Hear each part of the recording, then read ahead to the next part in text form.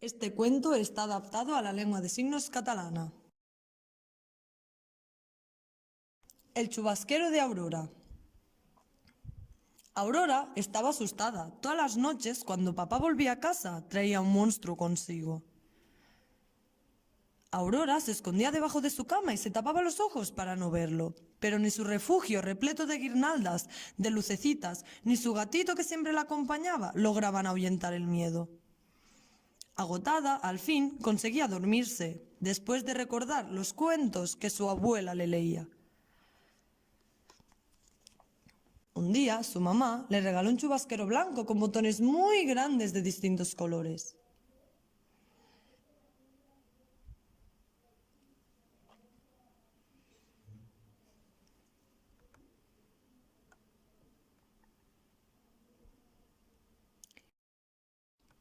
Y le dijo que se lo pusiera siempre que sintiera ese terrible miedo que llegaba de repente. Los chubasqueros hacen que el agua de la lluvia resbale para que no se te moje, le dijo su madre. Estoy segura de que este también hará resbalar el miedo para que no entre en tu corazón. El miedo de Aurora era tan inmenso como la oscuridad de una noche sin luna. Era un miedo poderoso y fuerte, tanto como las manos del monstruo en el que se transformaba su padre. Aurora confió en las palabras de su madre y se puso el chubasquero. Era tan bonito, suave y brillante que le pareció que las manos y los brazos de algodón de mamá la rodeaban. Como siempre, al llegar papá se escondió debajo de su cama para protegerse del monstruo. Sus manos aquella noche eran más grandes que nunca. A la mañana siguiente, como de costumbre, su mamá la despertó. Llevaba gafas de sol y no se las quitó en todo el día.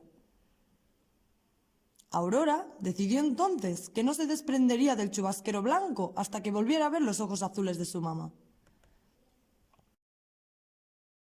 Iba con el chubasquero a todas partes. Se sentía protegida. Era como llevar un pedacito de mamá siempre con ella. Pero la noche en que su madre se encerró en el cuarto de baño, de donde el monstruo intentaba hacerla salir, sucedió algo que lo cambió todo. Un botón del chubasquero, el de color amarillo, se volvió gris. Aurora se lo contó a su mamá y las dos se abrazaron sin decir nada. Ya que Aurora vio el llanto desconsolado de su madre, el botón rojo se transformó en un botón gris aún más intenso, y así poco a poco los preciosos botones de su chubasquero fueron pintándose de un gris cada vez más oscuro. El chubasquero ya no era tan bonito y brillante como antes.